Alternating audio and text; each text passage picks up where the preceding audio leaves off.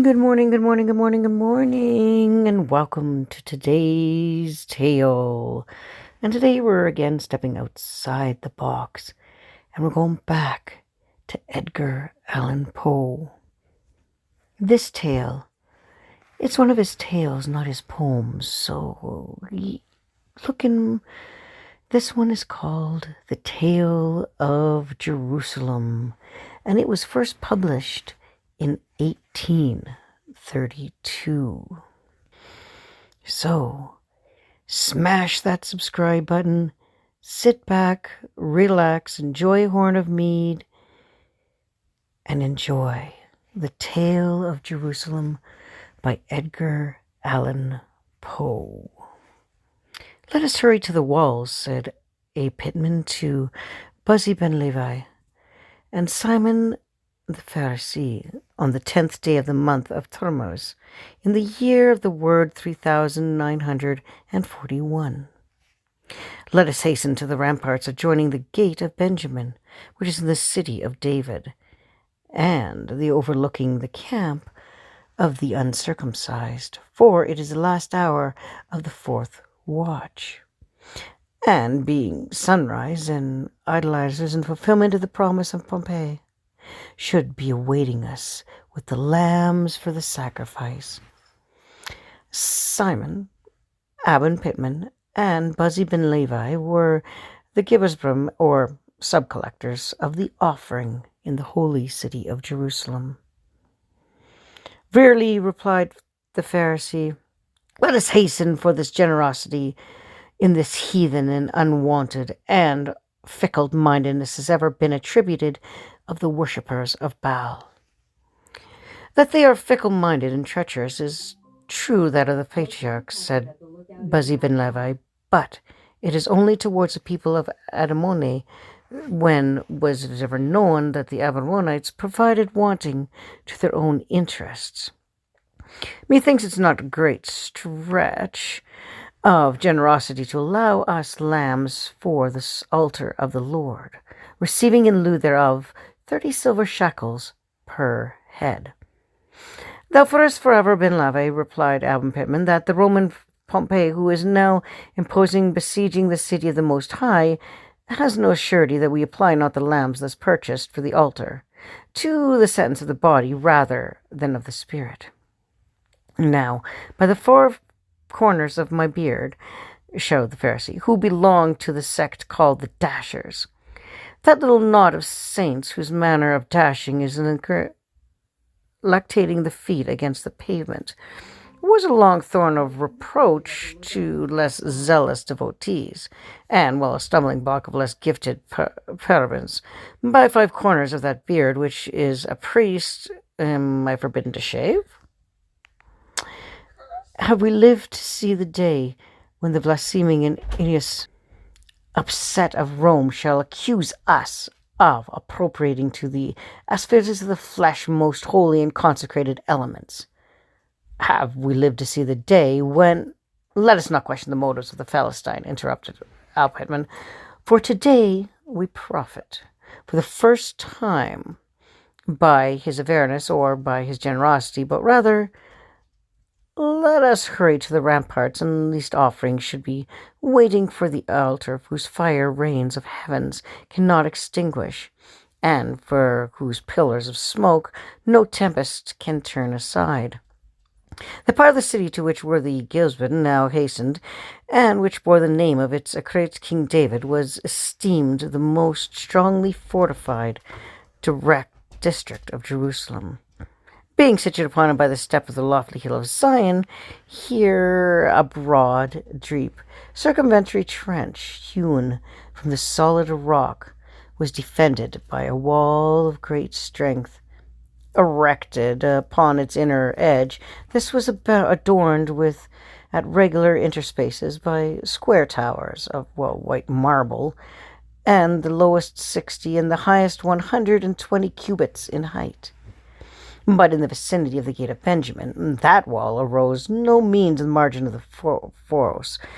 On the contrary, between the level of the ditch and the basement of the rampart, sprang up a particular cliff or 250 cubits, forming part of the prestigious Mount Mora, so that when Simon and his associates arrived at the summit of the tower called Ambreke, the loftiest of all the turrets around about Jerusalem, and the unusual place for conference was beseeching an army that looked down upon the camp of the enemy from an eminence exciting by many feet that of pyramid of Cheops, and by several that, of the temple of Bias.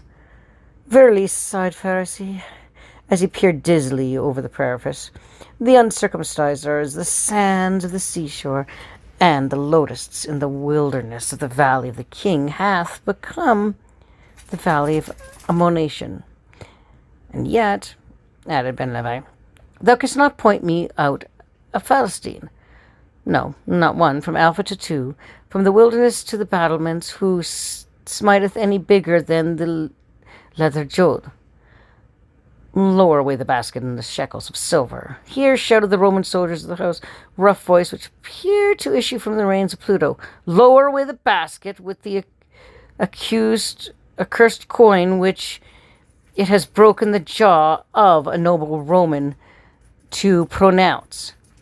It is thus you invoice your gratitude to our minister Porphyrius, who, in his condescension, has taught us fit to listen to your illustrious impudence. The god Phoebus, who is a true god, has been charioted for an hour. And were you not to be on the ramparts by sunrise, Adolphe, you think that we are the conquerors of the world, have but nothing better to do than stand and wait by the walls of every kennel to traffic with the dogs of the earth. Lower away, I say, and see that your triumphy is bright colour just in weight. Elothram, ejaculated the Pharisee, as the distant tones of the centurion rattled about the cages of the parapriests and fainted away against the temple. Elothram, who is the god Phoebus? Whom dost the blasphemer invoke, thou Bunzi bin Levi, who art read in the laws of the Gentiles, and hast sojourned among them, who dabble with the temperate? Is that Nigel of whom the adulterer speaketh? Or Ishmael, or Nabaris, or Tartok, or Amersich, or Amarlis, or Sukbrinth, or Dragon, or Baal, or Balpreth, or Bal-Ubor, or Balzeb? Verily it is neither, but beware how those letters rope slip too rapidly through thy fingers, for thou shalt wicker work chance to hang on the projection of yonder crag. There be a woeful outpouring of holy things of that sanctuary. But the assurance of some rudely constructed machinery, the heavy laden basket was now carefully lowered among the multitude, and from the giddy pinnacle the Romans were seen gathering confusingly around it, but owning the vast height and prevalence of the fog, no distinct view of their operations could be obtained. Half an hour had already elapsed.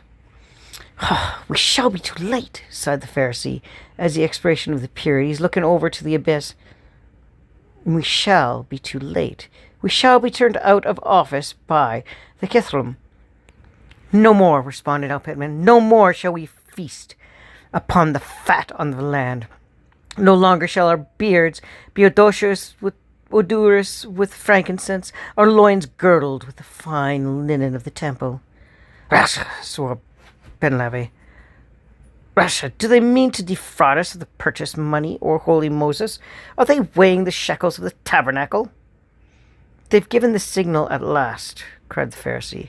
They've given us a signal at last. Pull away, Al Putman, and thou, Boost Ben Levi, pull away, for verily the Pharisees can either still hold upon the basket, or the Lord has softened their hearts to please upon the best of good weight. And the Gibbosmen pulled away, while their burden swung heavily towards us in still increasing mist. Bossy! As a conclusion of an hour, Some object in an extremity of the rope became intensely visible. "Boucher!" was the exclamation which burst from the lips of Benleve. "Boucher! For shame! It is the ram from the thickest of Egri, and as rugged as the valley of Jesruth." "It is a firstling of the flock," said Alpoman. "I know him but the bleeding of his lips and the innocent folding of his limbs. His eyes are more beautiful than the jewels of pectoral, and his flesh is like the honey of Herbon." "It is a fatted calf from the pastures of Bashin," said the Pharisee. "The heathen have dealt wonderfully with us. Let us rise up our voices in a psalm. Let us give thanks to the Sean in the Palsty and the harp of the Howard on the Sackbroth, but not until the basket arrived within the few feet of Gershon, that a low grunt betrayed their perception. A hog of no common size. Now Ambrose slowly upturned his eyes, ejaculated the trio as let us go their hold, and emancipated poker tumbled headlong among the falsemen. "El Menu! God be with us! It is the unattainable flesh."